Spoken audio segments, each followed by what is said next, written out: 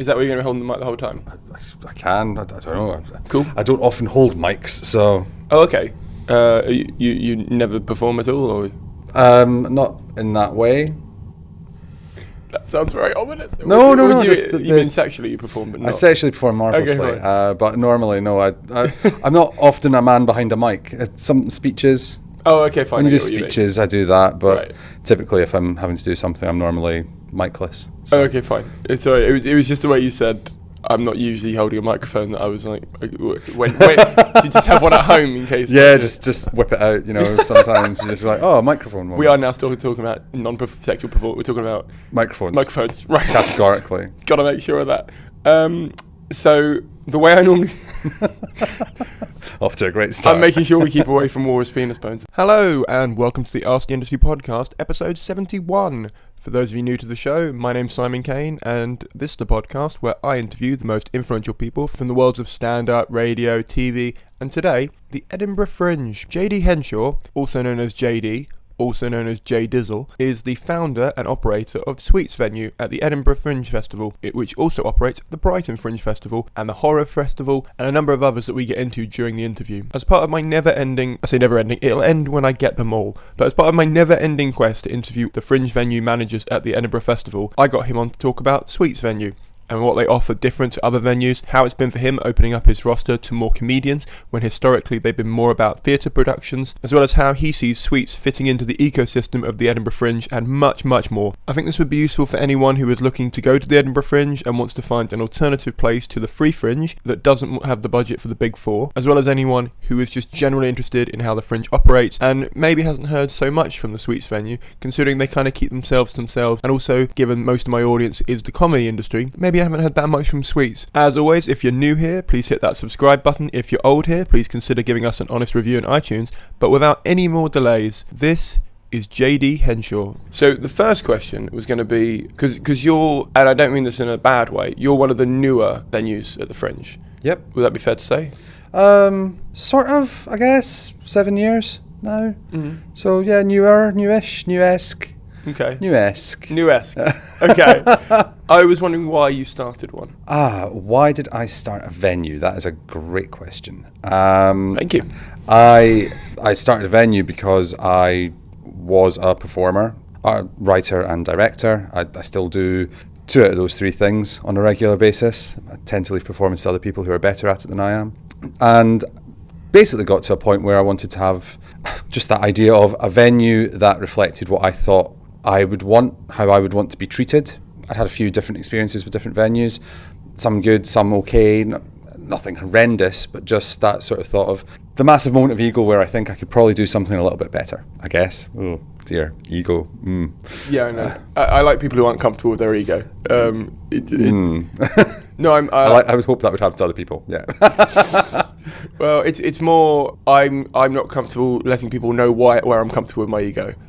You know what I mean? That's fair. Yeah. I'm fine with it, but I just don't want people asking me about it. That's interesting. So does that mean you had to stop performing?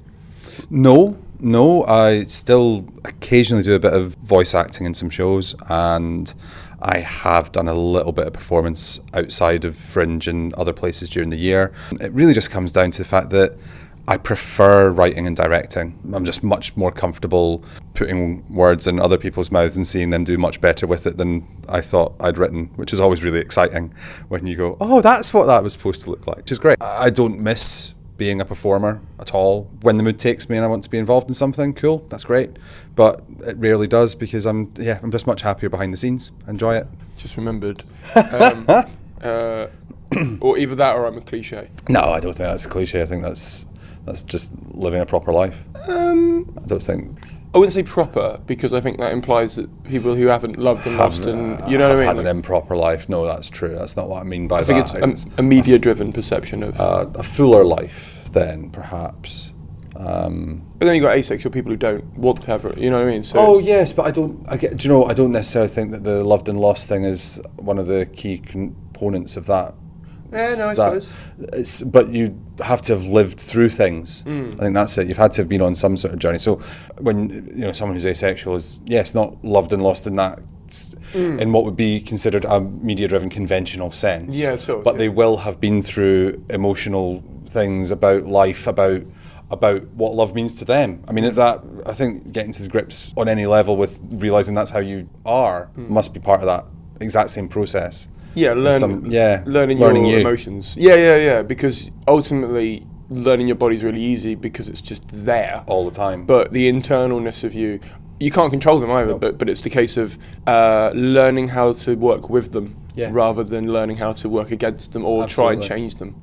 And just those moments when you go, oh, this is that thing, and maybe you don't have the answer to it yet, but you're aware of it. Yeah. I think that's it. It's probably about self-awareness. I think it's enough years under your belt that you've become self-aware, that you can see your flaws and accept them and realise when actually they don't work very well with trying to interact with other people and that sort of thing, and also see things you're good at to a degree. I think that's why you need those years under your belt.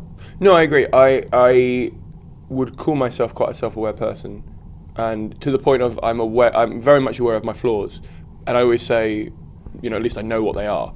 But then I've realised that's not good enough. That's an excuse. No. That's me going, I'm very self-involved, and at least I know it. It's like, no, don't just be a better person. Be better. Yeah.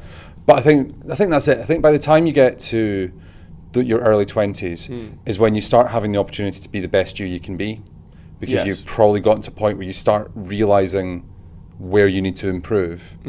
Whether that is you just need to be a little bit warmer when you say hello to someone in the morning because you buckle down and that's actually leaving you behind, or stop saying yes all the time because you need to remember you've got to be safe in the world and all that. So it's finding those moments, isn't it? Because it's that thing, is that someone can be an incredibly positive person. Actually, that's not what they needed either. Sometimes they need to go, actually, I've just given me over to everybody else. Yeah. For the so what does it mean when I'm just being me for myself? And so it's complicated. Yeah. Life is complicated. It is. It's great, but it's complicated. Yeah, it can be. It can be both of those things. I was thinking when you were talking, I was thinking, I have a bit of a bugbear, not bugbear, but I have a bit of an issue going to see comedians under a certain age do a show about life. Yeah. Because if they're doing like a one-liner thing, or they're doing like a slapstick show or a sketch thing, I get it. I can go and see it. I'll enjoy it because I sort of feel you don't not need life experience for that, but you don't need it in the same way. No. And I remember seeing a comedian, I think, he was 25, because in the show, he did a show about love, a thing, and in it he did a song about how love's the best thing in the world, and he just went, and I would know because I've just turned 25. And I was like, I really appreciate that you at least know the irony of what you're talking about. Absolutely. Because I, at 25, probably wouldn't have known that. Do you know what I mean? Like, and that's my mid-20s, but that's just because I was slow to bother talking to women, because I was very unattractive. Well, in my own head, I was very unattractive. I probably still am, but that's actually, let's face it, that's the worst place to be unattractive. Yes, because it actually reflects a lot. Because you start pushing that back out. Oh yeah. And you avoid situations that actually might have been really lovely because you've decided the outcome before it's even happened. Yeah, I do that quite a lot. Yeah, you become self-fulfilling prophecies. It's a tricky thing. I remember those moments. But I think that's a problem industry-wise for comedy, in that the younger you are and the less self-aware you are, the more you've sort of got that arrogance of youth to go, I could do an hour, I can do comedy. And because the industry's constantly looking for the new thing. Yes. That coupled together often means you get someone who has a funny 10 or 15, but it's not groundbreaking, and it's not something that in 30 years' time you're going to... That was very Yorkshire, wasn't it? In 30 years' time you're going to be going, I remember that comedian who talked about love or Tinder or whatever it was. And I don't know how it will change. I don't know if it ever will. I don't know. I think, it's like a sort of emotional version of Bob Hope's walk, isn't it? Bob Hope decided at an early point in his career he'd do that low, long, steady walk so that nobody'd see him get old. Yeah. He'd always look the same every time he went on stage. Yeah. And it's finding that place that you can be in your actual act, where you've got to be prepared to be a grey-haired comedian.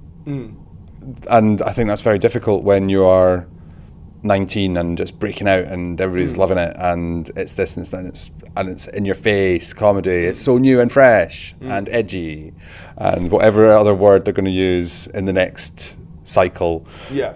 every time I hear those words, you start sitting there and you think, in the 90s, things were mega. Yeah. Ultra. People Uber now. Now it's Uber. Uber's around a lot, isn't it? Yeah. It's not just for driving you home. No. Well, not even that. Wouldn't trust them. Yeah, is that even for driving you home? Yeah. No, I think... that to a London person. Up here, we just don't know what it is. Okay, fair enough. It's there. Yeah. It's not as big a deal. I should point out, I'm not trying to come off ageist, as it were. No, because everybody's got to cut their teeth and everybody's got to get on it, and you've got... It's like, though, when you see it's Christmas and we're in Tesco's and they've got their, because they're a wonderful bookshop, and they've got those books out, and you're going, oh, look at that person who is 20 and released their autobiography, and that's a really odd moment. Because Harry Styles did that recently. He just turned 20 and he's got an autobiography, and he's only been in the limelight about 2.5, 3 years or something. And I just find it bizarre. Yeah. I'm like, I've seen your story. It was X Factor. They cut it down to 3 minutes. It was good. It could be a Vine now. Why are you... It's a very odd moment. And I'm not saying they've got nothing to say. And I am. Well... Harry in particular, I'm saying. Yeah, I suppose... Sue me, Harry. They've probably got nothing to say that we haven't already heard. Yes. Because we've watched it. Yeah. Especially now. And especially a reality show star. That is an incredibly focused moment, isn't it? Where you have... been fed their story, which I'm now about to get fed again. Yeah. But I'm sure, as the back blurb's going to tell me, that there's these unbelievable and unforgettable moments that we must find out about, from when he played tennis for the first time or something. I don't know. But I find them odd. Well, I find it odd when comedians go on shows like that. So I'm friendly with Sam Wills, who's Tapeface, who's been doing America's Got Talent. Yeah, of course. He's been nailing the shit out of that. And I think part of that is because what he does can translate to a room that size, whereas I think comedy to that size loses something. There's an intimacy that just goes away. Yeah. You're not having a chat anymore. Yeah. And I've chatted to, Gattas Candice, who did the one over here, and he was talking to me about his experience in that, and he didn't say that it lost doesn't leave that or whatever, but I can't imagine it not impacting, because you don't get a rehearsal. You get like the little room rehearsal with the little judges, but then you just go straight out into that room, and there's no prep for that. You've got to build yourself up room-wise. At least I mean, I don't know. You produce more than I do. So I work most heavily in theatre, and I've got pieces that I absolutely categorically know. If even sitting in my own venue and I look around and I go, if I put that into the next biggest room, it'll disappear. It'll just get swallowed up by it, because it's intimate and it's supposed to be right in someone's lap, sort of thing. And you see work all the time, I think, that, and unfortunately I have seen work that has done that. Amazing, we're making it big, so they upgrade, whatever that means. Yeah. But actually, in that moment, it clearly doesn't mean an upgrade at all, because the work suddenly loses its impact completely. Its power falls right out of the bottom of it, and it's still the same gig, or it's still the same show, but somehow it never gets its traction back. The momentum's gone. They never get the room quite on side. And it's a weird moment, especially when you're watching a work developing and yes, moving up, because in theory that should be a great thing. Great, the show has been selling out and now it can support a larger scaled room. But has that work actually been developed fully to take on the room? And there's nothing worse than just seeing someone chuck their art down the back of a massive space and realise that nobody's caring in the same way. Yeah. It's not that they're not enjoying it, but it's not the same show anymore, which is weird because it is the same show. It's this absolute paradox. I would say it's not the same show. Oh, really? Okay. I'm comparing it to comedy rather than theatre. No. But specifically when I just did a tour, and specifically I picked venues that were less than 50 seaters, partly because the room I did in Edinburgh last year was like sort of a maximum about 50 or 60 seats, but also because my ego wasn't big enough to go bigger than that, but also because I thought if it was any bigger than that, the feel of the show that I think exists when I do it is going to be lost. So for example, there was one venue that I got moved to that had about 200 seats in, and when I arrived, I was like, I'm gutted that this has got moved because it's not going to be the same. And it wasn't, and it was and I only sold about 60 seats either, which is great. No, but I mean, in the 200, it feels... Yeah, you know what I mean? Absolutely. I'm not complaining at all. I'm very happy with that I'm number. not. Sorry, my eye roll wasn't only selling 60 Yeah. seats. I'm sure someone listening has, though. It's the you sold through the number of seats you wanted to sell. Exactly, and that was that's what's gutting when you're standing in a room that isn't the room you wanted. You've done the thing exactly the way you actually would have wanted it because your ticket numbers match the head space, just not the room space. Yes, I like that amount of people as well, because afterwards there's enough time to talk to everyone. Yeah, and absolutely. for me, at the stage where I'm at, I want to be able to, if they want to, obviously I'm not going to go up to them and go, hi there, there's always 10% of audiences that hate me. So as a result, I'm not going to talk to everyone. No, but I want there to be okay. the facility to do that, if it's possible. Absolutely. And I suppose when you're programming here, so we're in the Sweets venue at the moment on Grassmarket. When you're programming here, I mean, have you seen the show to decide what room it goes in, or do you take the recommendation from the performer? Because it sounds like Mick Perrin said something interesting. He said, "Is your ego bigger than the space?" And you got to try and pick it out that way. So I presume you, as a programmer, have to see the show before you even program it, or I try and see what I can. It's not always easy, especially with international work. That's of course. Just please do come, and you sometimes get that invite. Please come and see our show at. I would love to see you in Colorado. That sounds amazing. Buy me a flight. But I'm on my way. Yeah. But so you try and see stuff. You hope that someone can send you. Sometimes they send you the full show, which is amazing. Sometimes they send you a sizzle reel, and that's amazing because at least you get a mood of it, a script, a soundtrack if it's got music involved. And the honest answer to it ultimately is there isn't one absolute correct answer to how we pick shows in that sense, how we program. It's about... Personally, for me, a lot of it is about how people talk to me. I'm a big people person. If I like the way the person is putting forward their work, the way they speak to me, that they're friendly, they're warm, they are looking to achieve something. I guess we're coming back to that self-awareness thing, aren't we? They know their work and they know what they're trying to do. And that doesn't mean I have 10 years of professional this, that and the other under my belt at all. It can be that brand new company that has we've just finished college, we've formed this is our first show, it's developed from, which I realise for a lot of people, they go, oh, well, it's still ultimately just whatever. Again, that means lots of inverted commas floating around here. It's just amateur, it's just student. And you're like, well, I don't think those terms apply to anybody's work because everybody's got to start somewhere. Yeah. And that's really important. And to put yourself down that early seems like you haven't got ambition for it to change it from that. Do you know what I mean? You've got... How does the work grow to become whatever actually professional work is?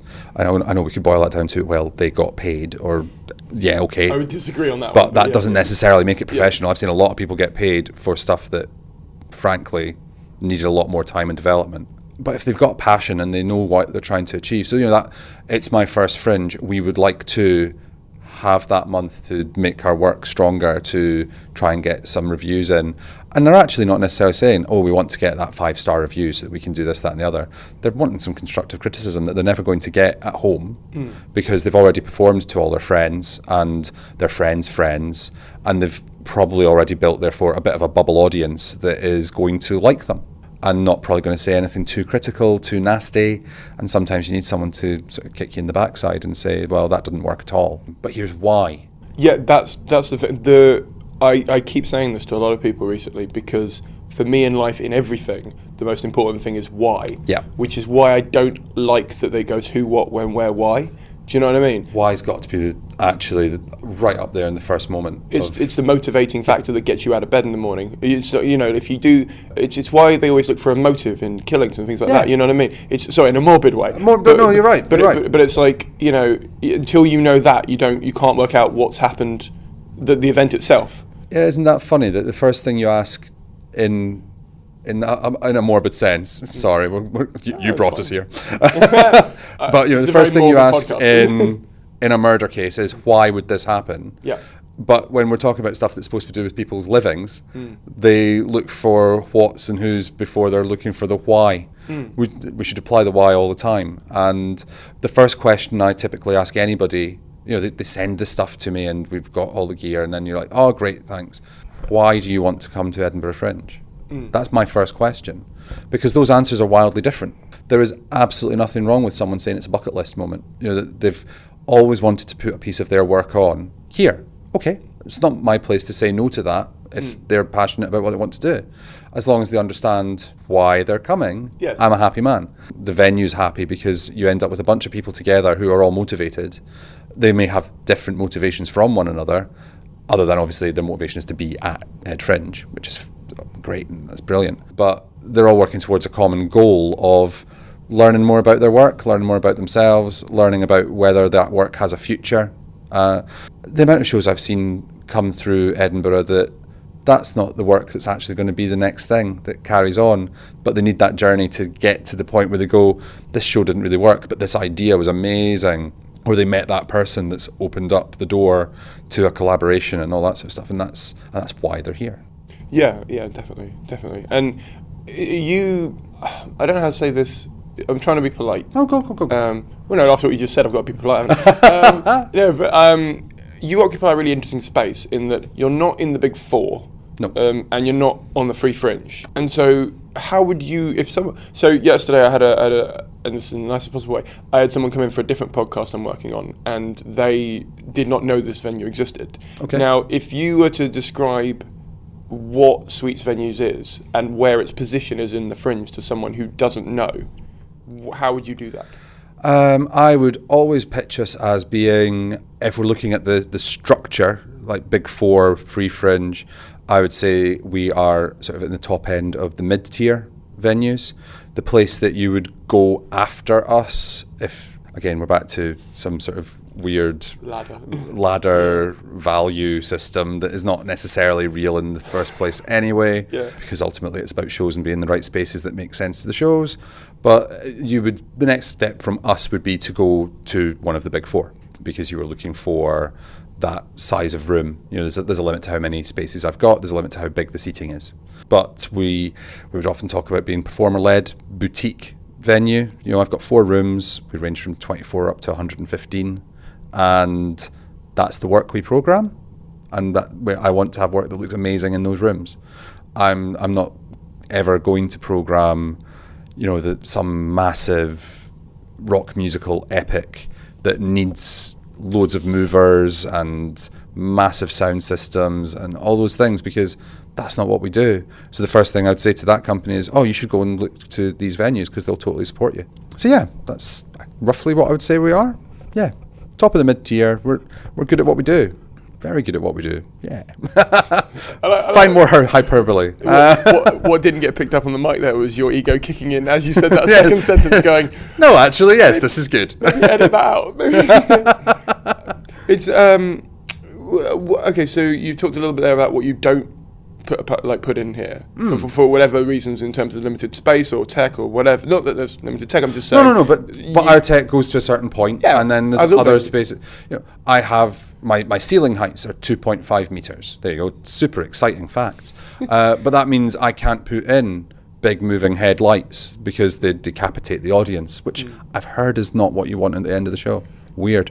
It depends if they're paid or not. Well, sure. Once they're paid, it's fine. Once they're paid, fine. Okay, good. Yeah, you know, there's going to be things that a show might need that we just simply can't provide. That's okay.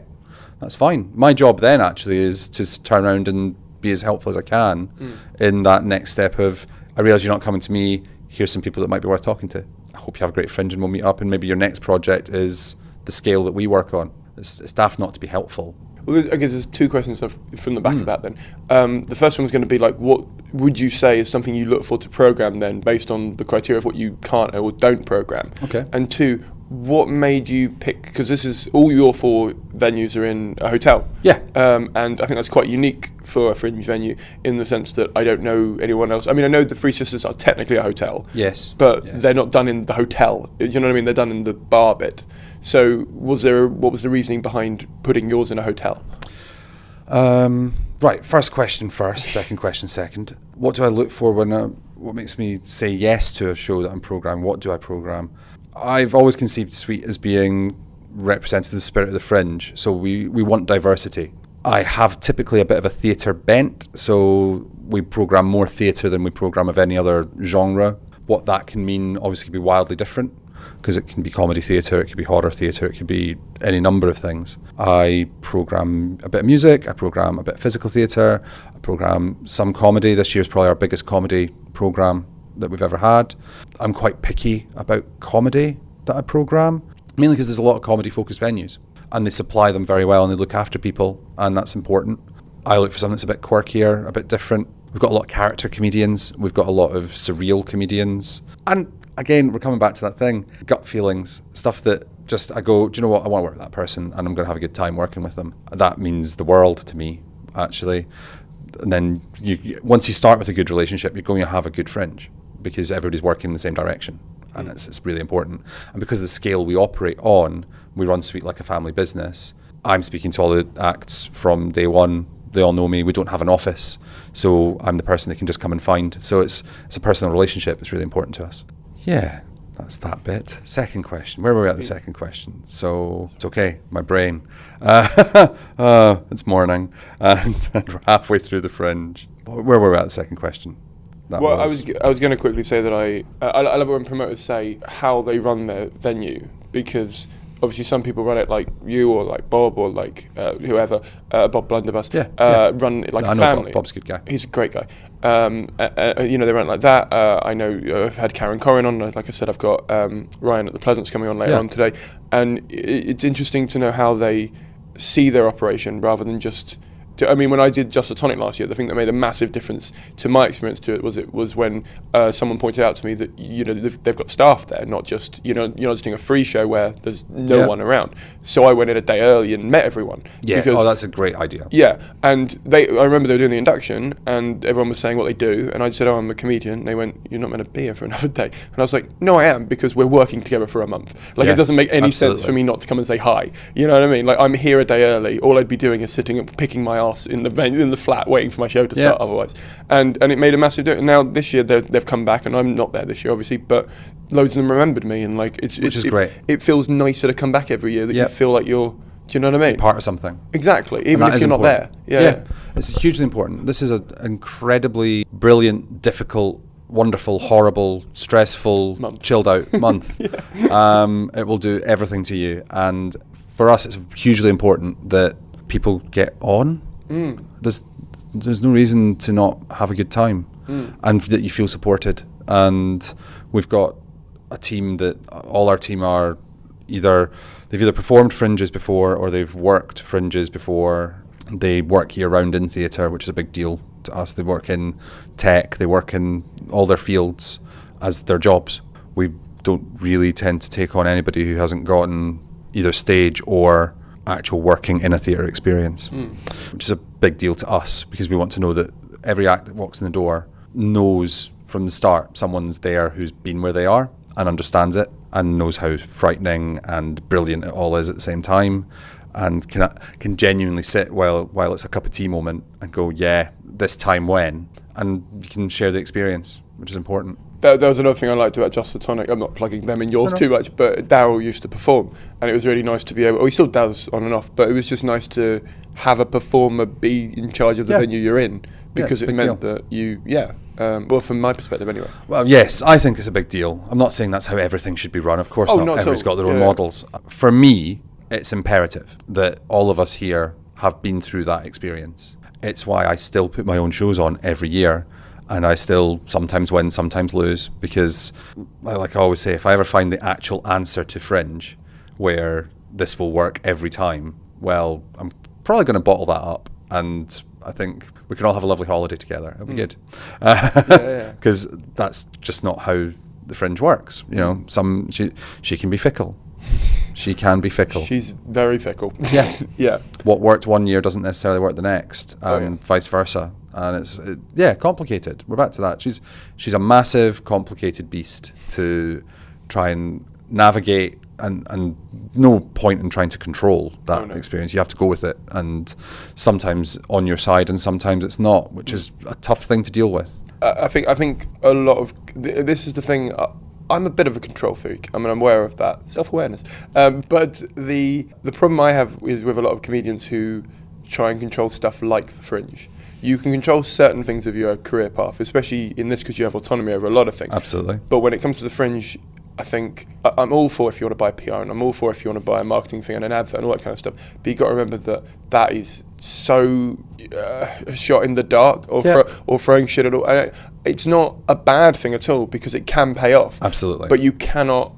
I think a big thing that I learned, especially from talking to PRs and other people involved in marketing for this podcast, is you have to learn that they will never promise you that they can do anything. No. Because they can't.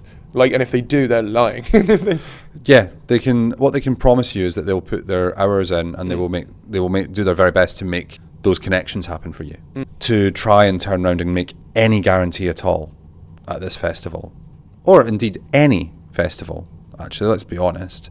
Whatever the scale is, you can't say wherever we take our work, someone might not come and see it, or loads of people will come and see it beyond our wildest expectations. And expectations, we've got to manage those expectations.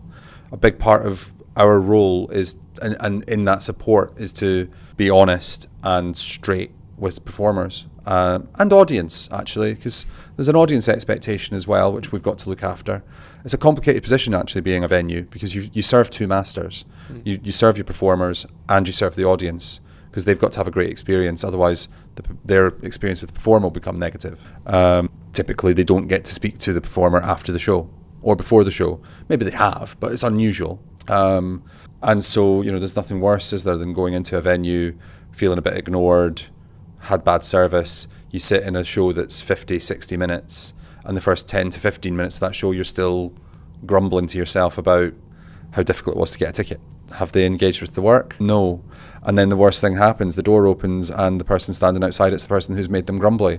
So that's the death of that show. The person could have done their best night, and that person's not seen it. They've not seen that show. They've seen something through their own head. So it's a big deal to us to make sure that we are on top of all of that as far as is humanly possible.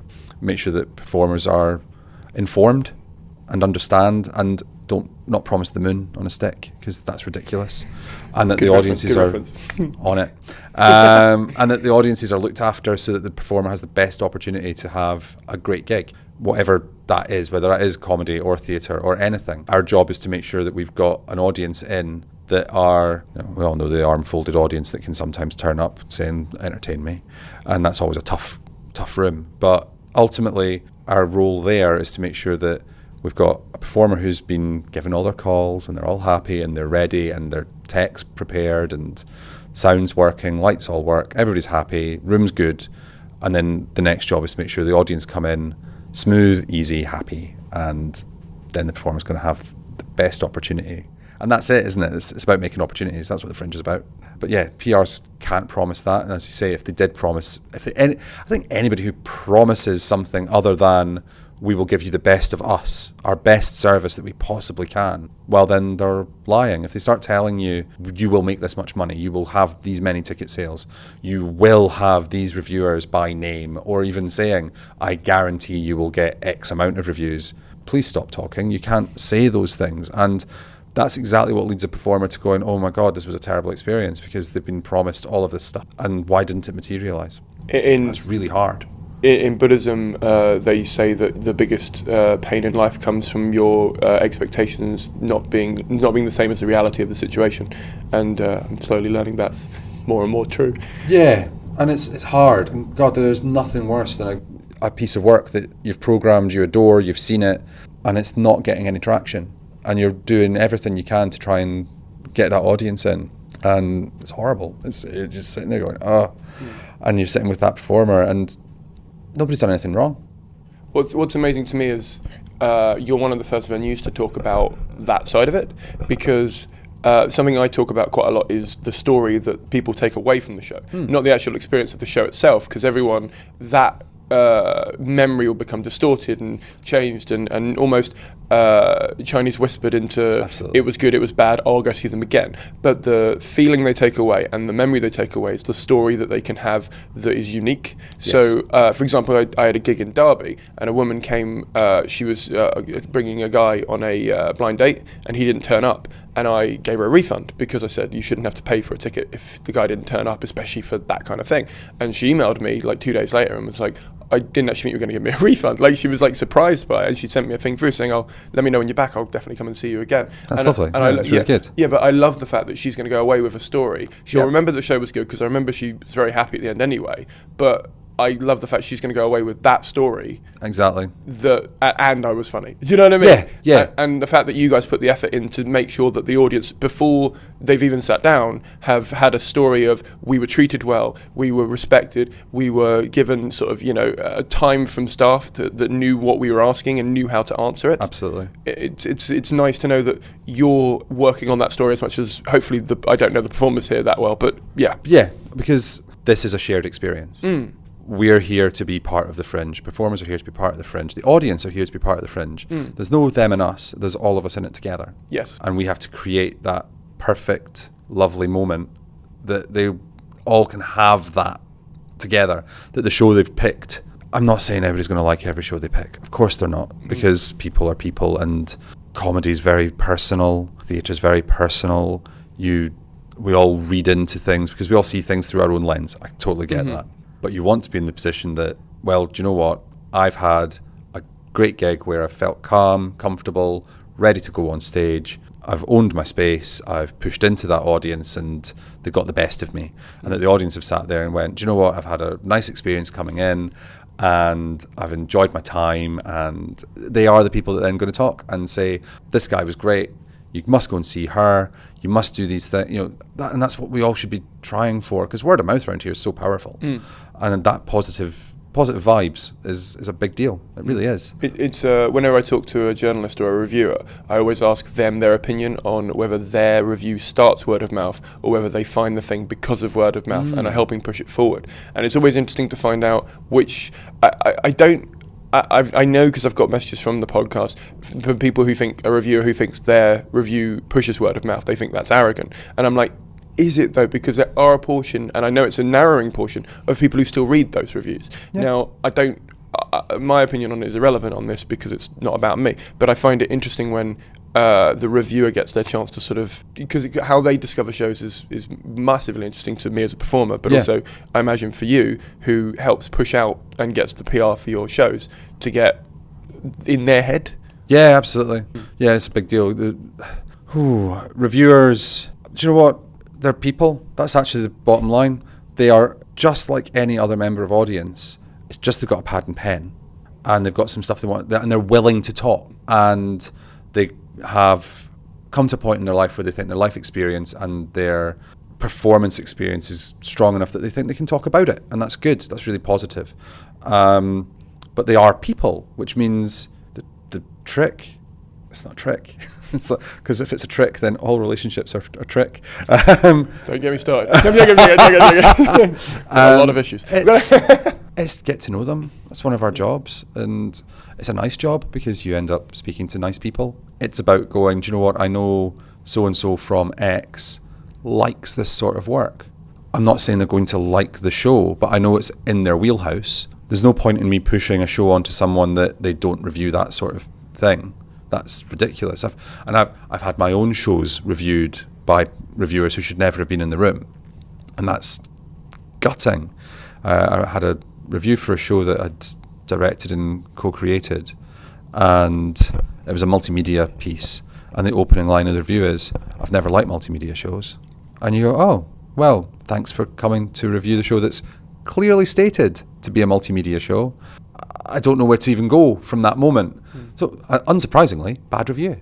So it's about, but that shows exactly the problem right there. It's playing the system though, because if you're a multimedia review comedian, do your research into which reviewers do that or enjoy that, and just don't invite the other ones. But the downside to that to me is, I've seen, there's a guy, and I won't mention who it is, who keeps putting, it started with big things like the Scotsman and stuff, and it's got less and I see it on all of his big things. He keeps they're getting less and less in terms of size of publication. Right. And all of them are 5 stars. And that has made me question the whole, because I'm like, you can't be 5 stars to every publication. There's just no way that every publication is loving what you're doing. No, that's impossible. I know. And I want to ask you, I'm not going to do it during the Fringe. That's not fair to a performer at all. No. I'll wait till afterwards. But I'm like, I don't know how. Have you just adjusted the show for each reviewer? Like, have you like made like a different ending to make sure each one loves it? That'd be amazing, wouldn't it? And that would be diligence to getting 5 stars. But I was like, I literally, I know I'm okay, but I was like, you can't be getting. It's just no. It's like if I see a Chinese restaurant that has all 5-star reviews on Yelp, I'm like, someone must have hated you at some point. At some point, and that's okay. Not in a bad way, yeah. But I'm just saying you can't. You shouldn't be able to please everybody all the time. Because that has to be impossible. Has to be. Someone's going to have to come out of that room going, meh. Yeah. And they're my favourite. They're my favourite because they'll give you the best feedback. Yeah. Yeah, that's where you learn. Actually, we learn far more from our mistakes than we learn from our successes. Definitely. Absolutely. The interesting thing you said a minute ago was you said you can't guarantee audiences, and you can't guarantee, all you can guarantee is you'll get the best from us. Yeah. When I spoke to Karen Corrin at the Gilded Balloon, she said that she can pretty much guarantee a certain level of audience for her venue because it's so established, it's known in the sphere of comedy, and it's not just a venue, it's got a pub and it's got an area for people to hang out in and all that kind of stuff. I mean, I assume you would never put don't want to put words in your mouth, but would you make a claim in the same area but for theatre then? Or would you, because you're more theatre-led, but, I mean, how what is the split then? Let's do it this way. What's the split for comedy to theatre for you this year? Oh gosh, we're probably looking at about 30% of our programme is comedy, and we're probably looking at about 50% of it is theatre, and then the rest sort of making up a bit of music, a bit of this, a bit of that. Right. And if a performer were to approach you and say, what, I mean, because the thing I hate about performers is when they ask questions like, oh, what are the average ticket sales for your comedy shows? Well, it's like, well, if 5 sell out and 20 don't, you average it out, it's 20 seats a room or something, that doesn't work. And also you don't know who worked harder, who didn't work harder, all that kind of stuff.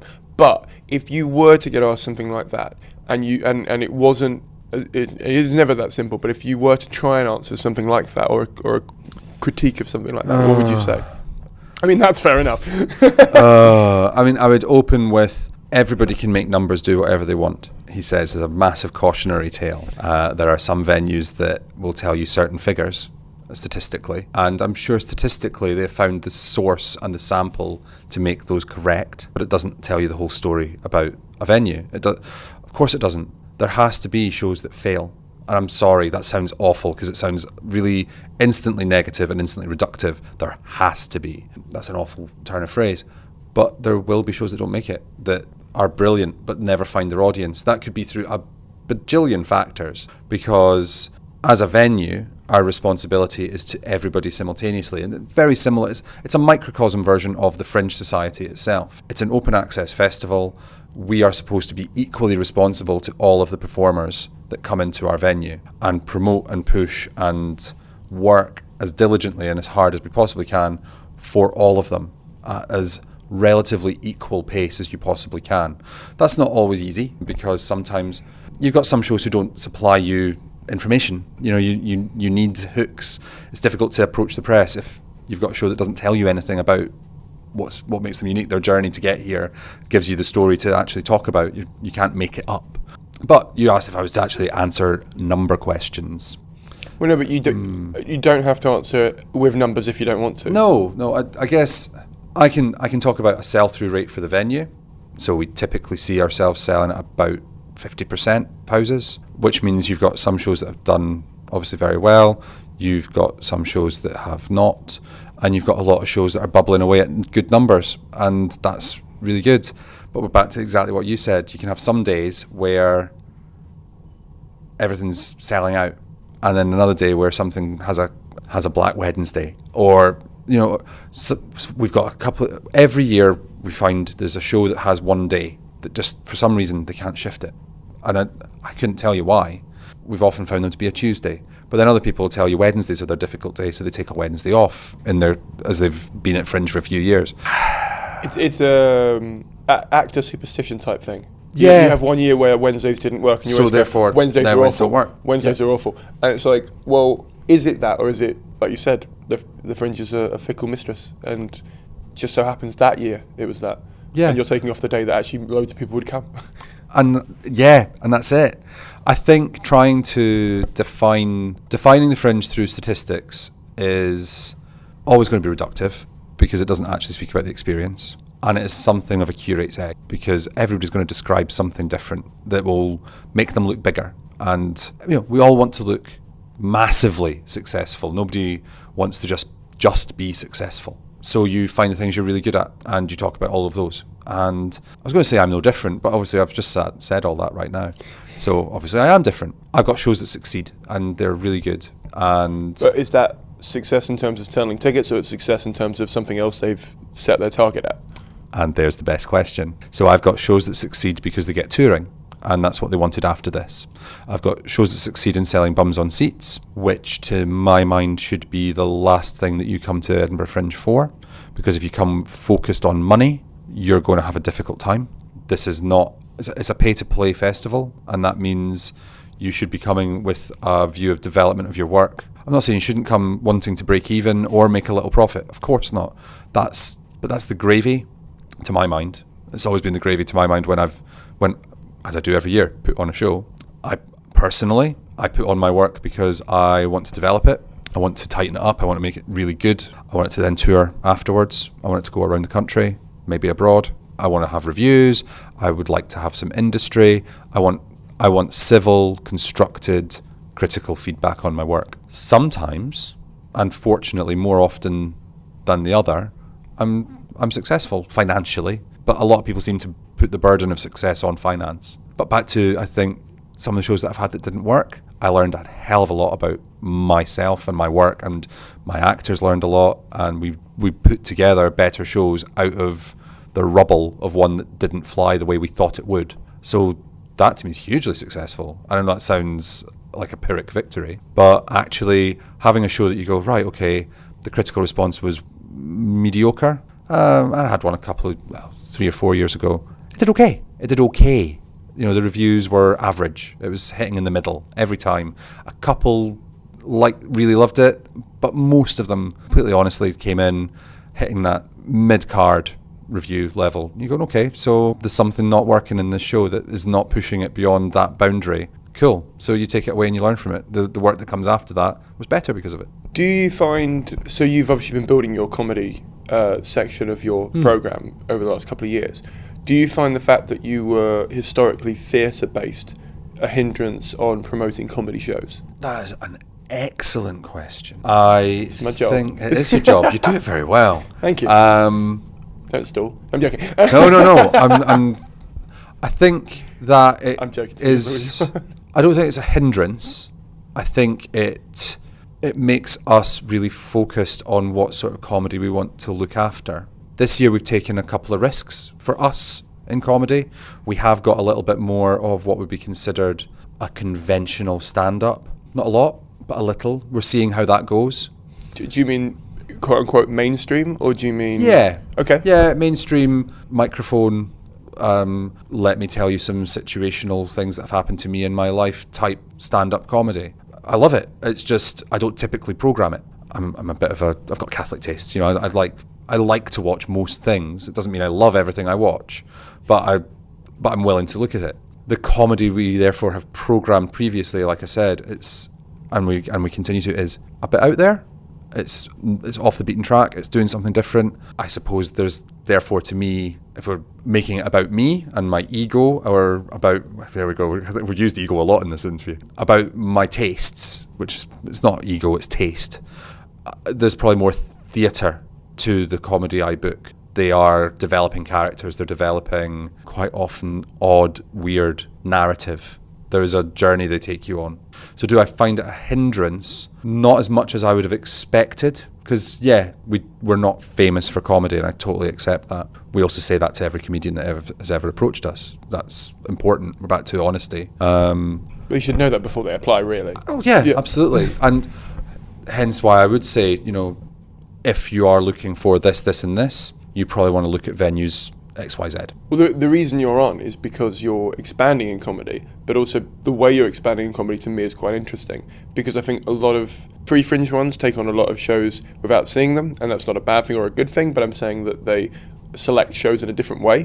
And I know the Big Four, for example, select shows to a certain degree. They'll select big names in order to get in audiences to a certain around a certain time slot, and they'll often sometimes charge them slightly less but charge slightly more for the less bankable acts and put them around those, hoping that if they don't get the ticket. So for me it's interesting the way you're going with your programming, because it feels different to the way that I know the Big Four and the Free Fringe do it. I suppose it is. I realise that some of the work that I'm programming is, and this is, I guess this is a complicated theatre moment actually. So there's two terms for commercial in the world of theatre. There's commercial for fringe and there's commercial for theatre, and those mean very radically different things. And what is seen as commercial fringe is exactly what you're talking about, with that you put in a big name that you know has got a draw and that sort of thing, and therefore you, as you say, you embed other artists around that in the hope that they ultimately are inheriting some of that audience that has either not gotten in or is still feeling warmed up and want another gig.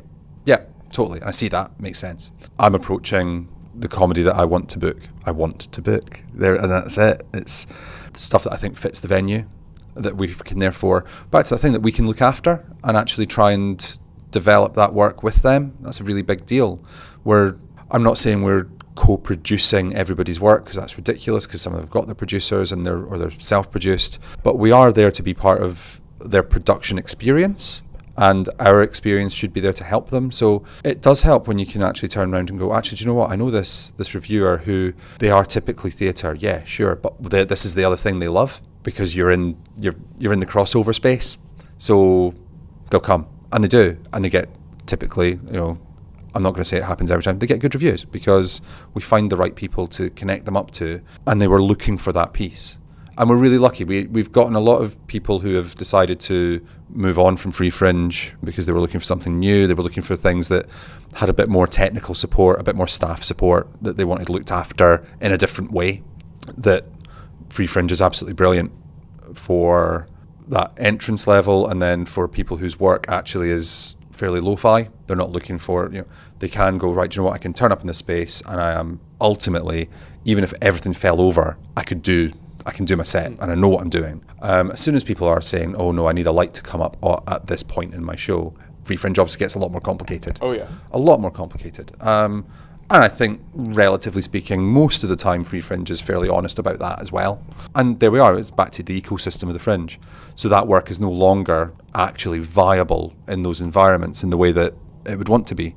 So we're a nice place to come to. We've always been very Free Fringe friendly in that sense. We always put shout-outs for people to bring their buckets, because I love change. Change is great.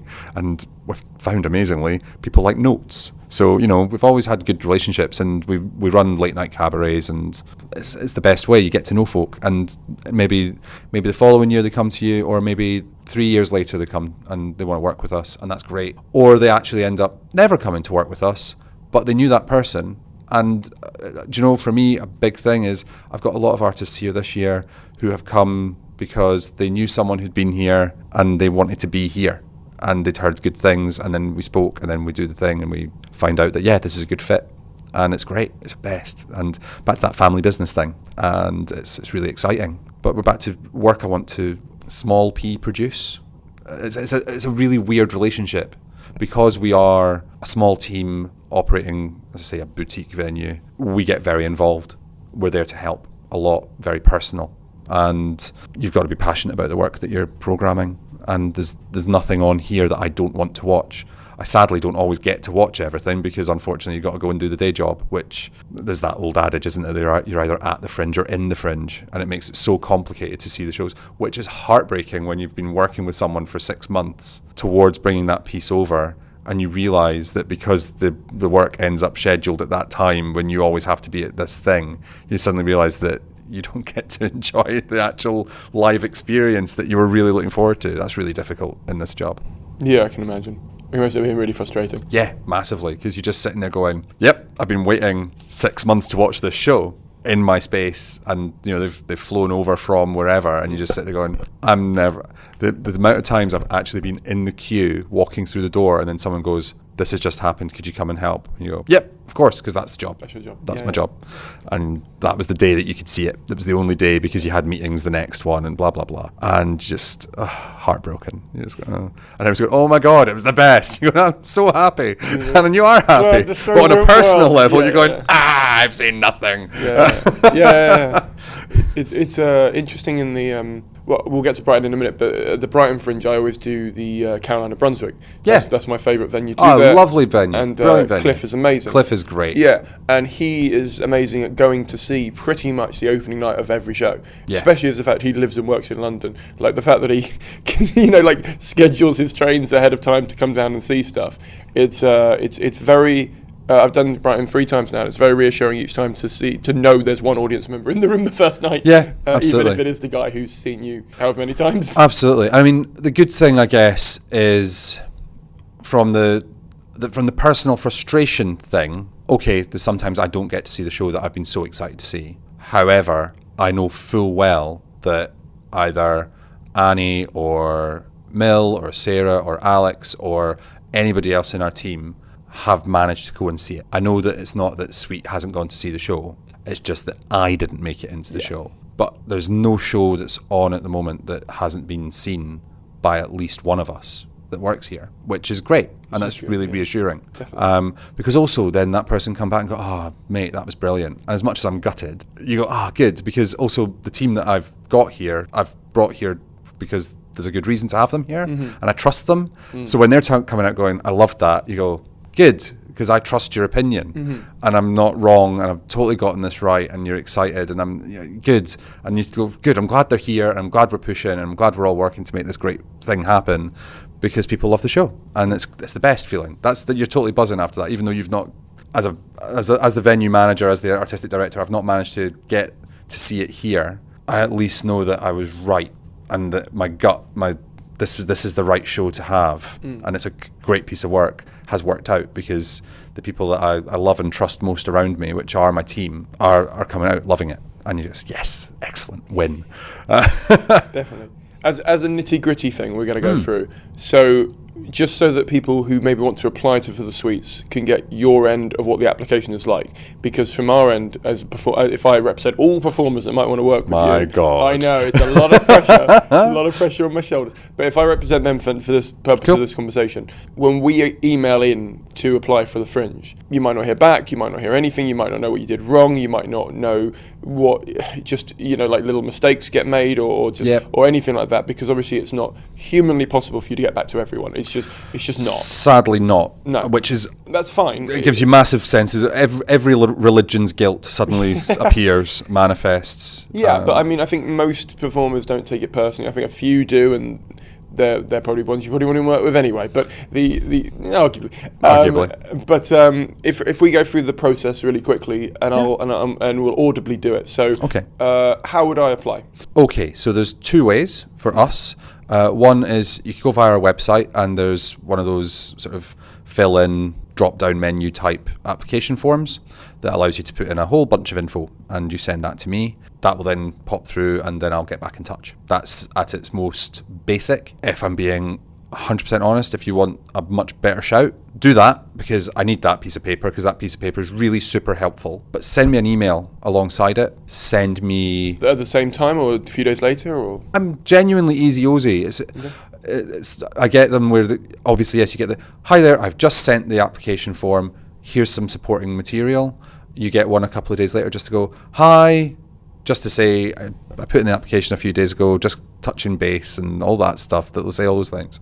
And then hopefully what actually will happen is they'll also be telling me the personal stuff about the show. The form is great, and don't get me wrong, there are shows that we book through just the form and nothing else in that sense. But of course there is something else, because I'll phone you and we'll chat and we'll talk.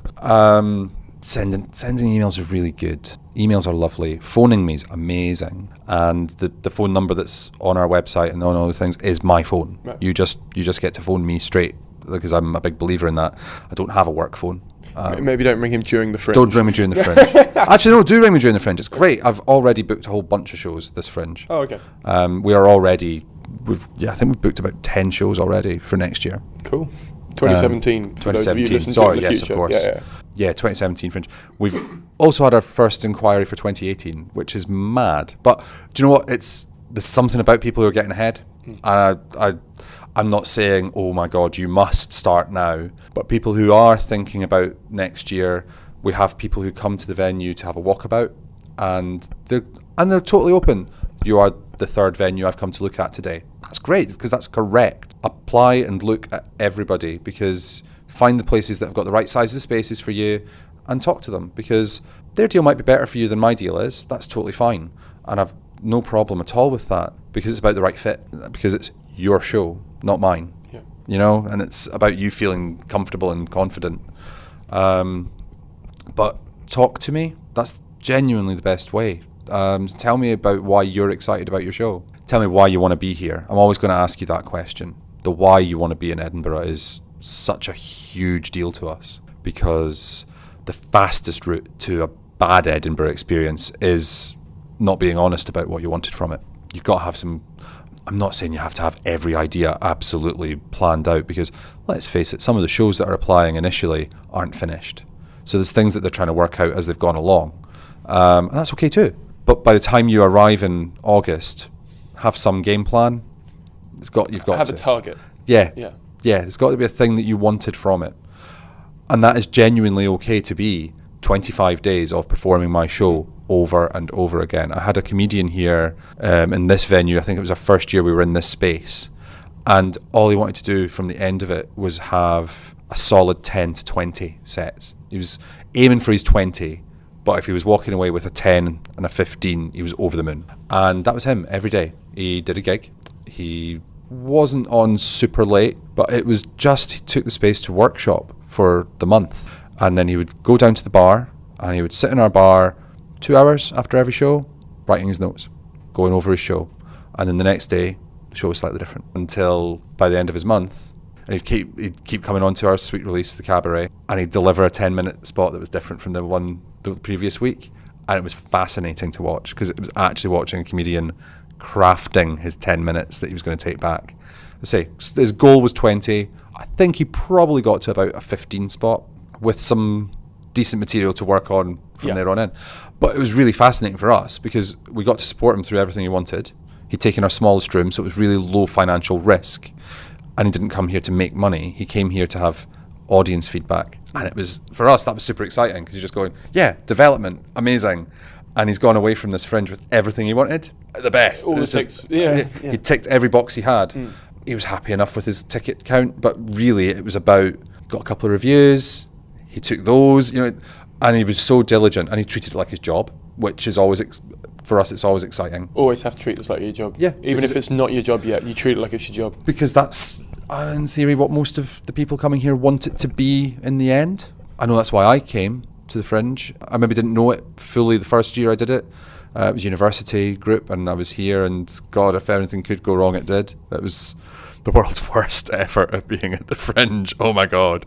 There's this amazing photo of me kissing the train station platform in Dundee, having gotten home, because it just all went wrong. And then I was here the next year, and the next year, and the next year. Addict. I've written a joke for my new show, which was about how if you don't learn from your mistakes, you go back to Edinburgh every year. And oh God, are we all in love? I think there's some truth to it. I think most people have a really good you didn't, but I think most people have a really good first year, and then they're always looking to get that first year back, and it's a constant. But it's because you rose-coloured it again. Yeah. The halcyon Fringe that you've had, and it probably wasn't actually like that when you were there. But I guess one decent Fringe, if you then have a bad one, probably becomes magnified to being the golden age. Yeah, I guess probably starting with your worst one was good for me. Yeah. Because it focused me into what I wanted. And there it was. I learned actually from all the mistakes. There were mistakes that had been made for me because other people were involved in the booking and stuff had happened. And I was just sort of then at the end handed this plate of crap to deal with. We had a performer in the show run away in the middle of the night. And then we had to recast and rebuild the show. It really was everything wrong. But like you said, it's as long as you learn from your mistakes. I went into meetings with the university group that I was with. Straight from that, I went, these are all things we will never do again. And they're like, oh, and I'm like, I'm about to just give you all some really good ideas that you're all going to have with me, because if we do it this way every year, this is a horrible experience. It's just going to be a crapshoot for when it's good and when it's bad. Or we could really focus up. And from there on in, and here I am now, it was about being here to achieve something. And sometimes that was just to put on a piece of work for it to be good, for it to be viewed, and that was okay, because university group, that's that was kind of the purpose. But for me, I was always looking for something more personal development wise.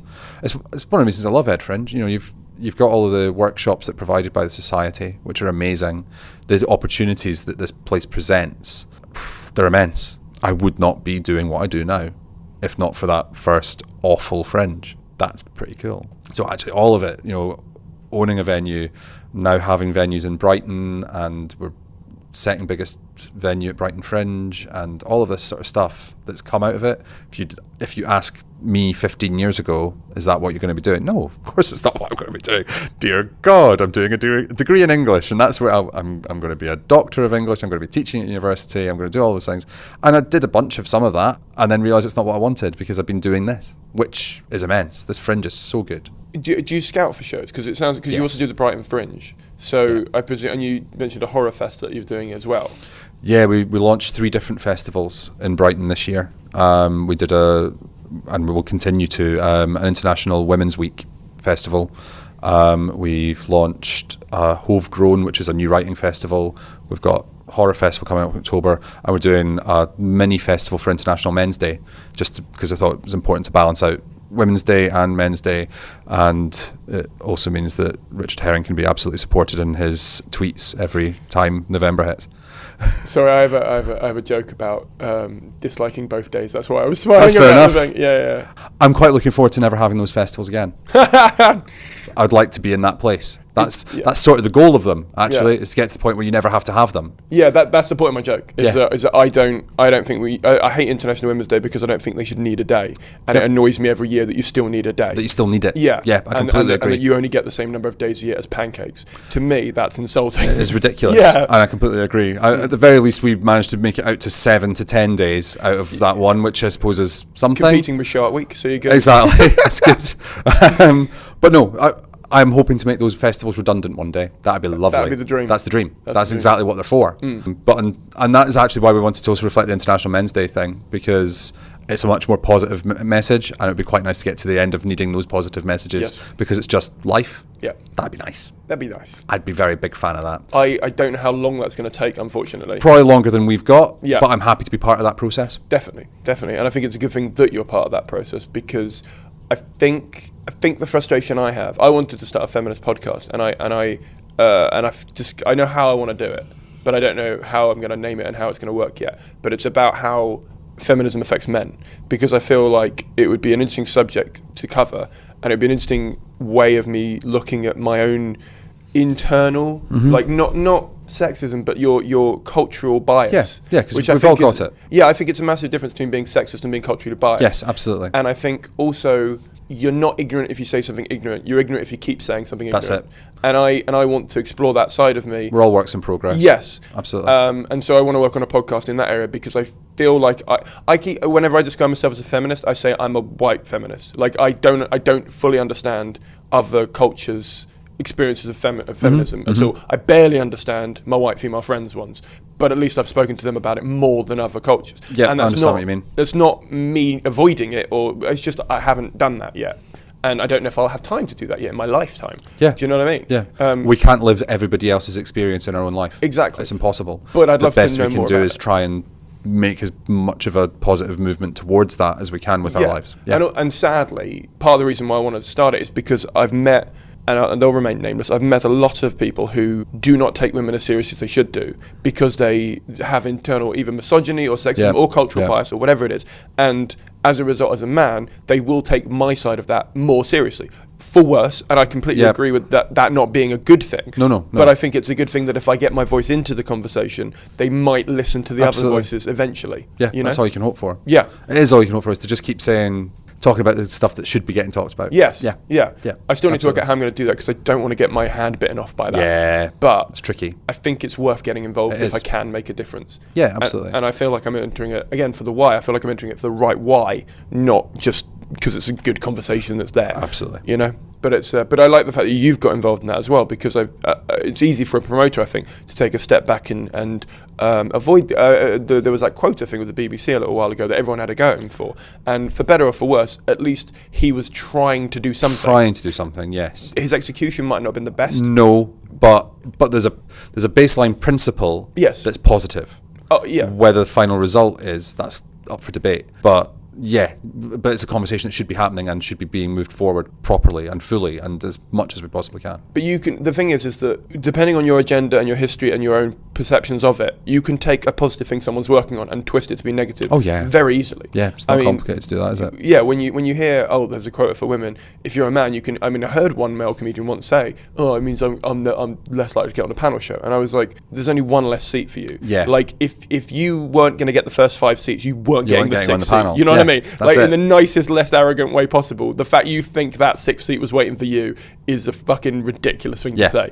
There's the ego right there. Exactly. Yeah. And it annoyed the shit out of me because I was like, I don't want to talk to you right now because you're not thinking about the bigger picture. No. You're thinking about your own career and your narrow-minded ego's taken over. Absolutely. But again, like we were saying, it's a case of the wine. It's a case of, and I think that's a good thing. But let's talk about the non-contentious one, the writing one and the horror one. Yeah. What was the writing one? I assume there's theatre-based.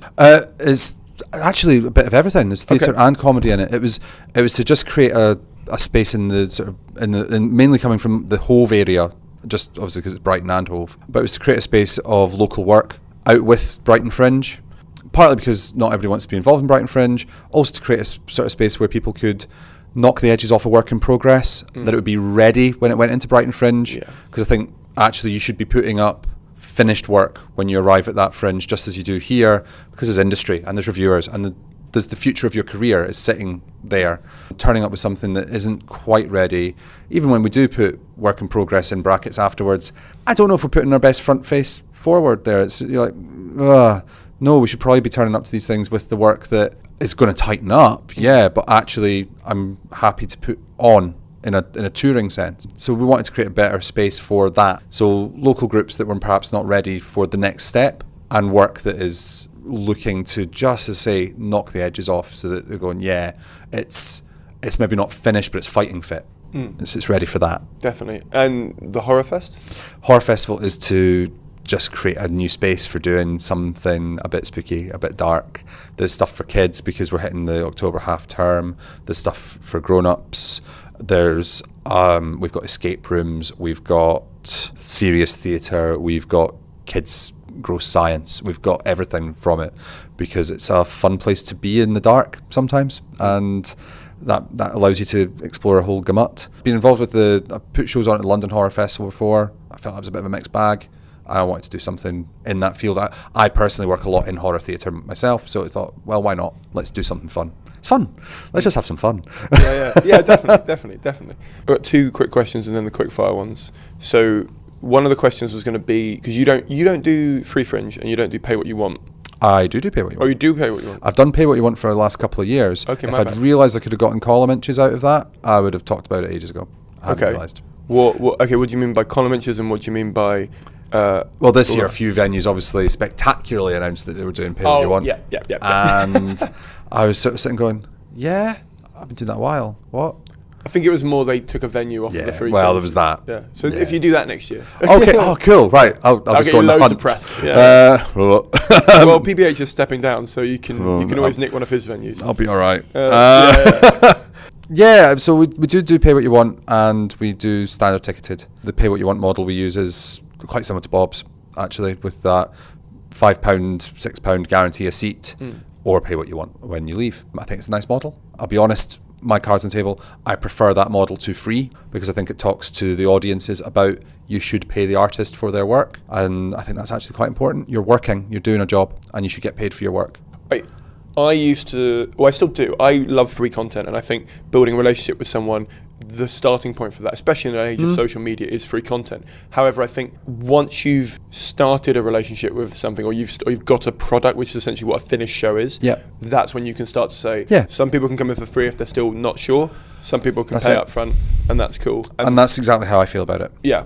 It's why next year, hopefully I'm going to do a show, and I'm going to do that free fringe for that year. And then I'm hoping to also bring back my other show, but do it as a pay what you want model, because it's a product now. It's on tour. It's done a fringe run. It's ready to be in a stage where I need it to have ticket sales, but also if people want to come in and take a punt, they should be allowed to. Absolutely. Yeah, especially at the Fringe. Yeah. Yeah. Yeah, totally. On tour it's different, but on the Fringe it's a whole. Yeah, I think definitely. that's absolutely fine. Right, so these are the last quick fire questions. Okay. They're quick for me, take as long as you want, although we have only got 300 seconds because it's just said 10 minutes on there. Okay. So yeah.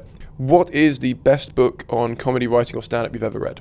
Best book on comedy writing or stand-up I've ever read? I'm going to be honest, that's not something I think we're going to have to say no to that one. Sorry. Okay. What is the best show you've ever seen? And it is deliberately ambiguous, that question.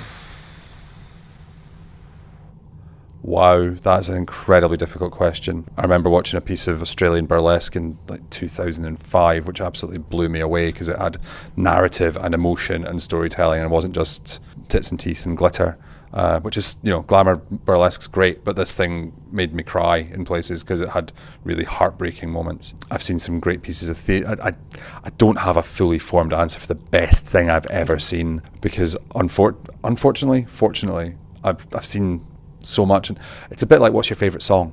It depends on the day, depends on my mood. There'll be points where I remember that show and go, oh my god, this thing is in my brain and I can't get rid of it because it was amazing. But then the next day I might be somewhere else in my emotions and that work doesn't speak to me the same way. Yeah, really tricky. I don't have a full answer. Oh, sorry, fail. That's fair enough. And to answer your question, Modest Mouse Belushi right now. Yeah. Good. It's good. I believe the show starts before you've started. I believe it's when they're walking in, and I've been trying to find the right song for people when they walk in, and that's my song for the next show because it's just on the teeter of making people feel uncomfortable that I like it. Yeah.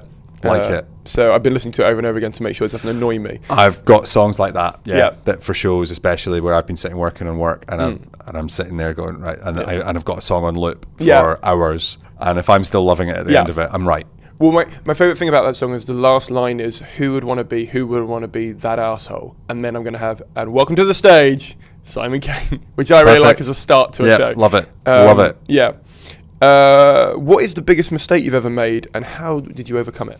Wow, biggest mistake I ever made, and how did I overcome it? Oof. Probably the biggest mistake I've ever made is, putting on a piece of work that wasn't ready.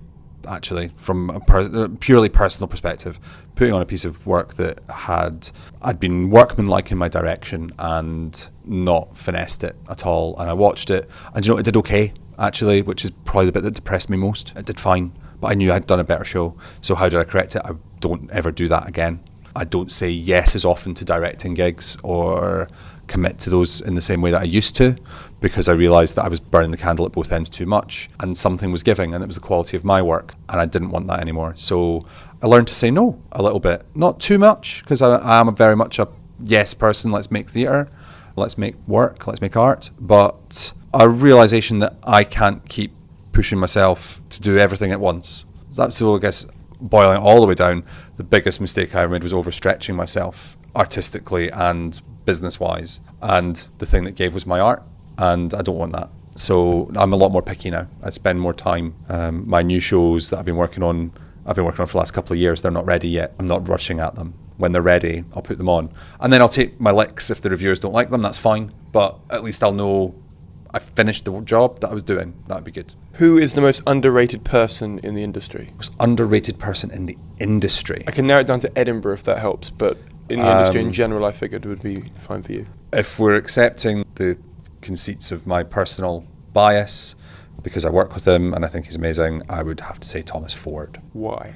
I think he delivers an immense amount of clever work. He's Australian based and he's musically very gifted. He's very funny. He does incredibly clever things that sometimes look very silly. And I think it's quite easy to miss how clever what he does is under that layer of cheese and glam and flash that is part of the act. And every time I watch him, I'm just blown away. Cool. What is the biggest problem in the... Normally I say comedy industry, but if I say at the Edinburgh Fringe, and how would you go about solving it? Oh, risky questions. It's one of my favourites. Yep. Okay. The biggest problem we face as a Fringe is probably scale. And scale is massive.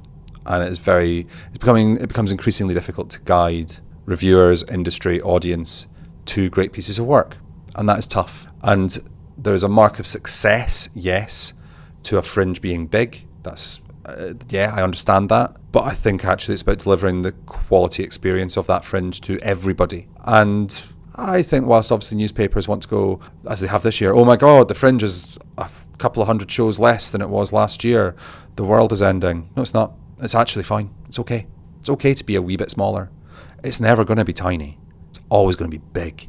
But there's nothing wrong with it having a little bit of shrinkage, because the work that's therefore turning up is probably the work that needed to turn up. And that's what we should be delivering, is good quality, thought through, whatever it's here for is why it's here work, not work that's turning up just because it should be in the Edinburgh Fringe. Yeah, I think that's the risk, and that's how we should fix it, which is all of us need to fix that together.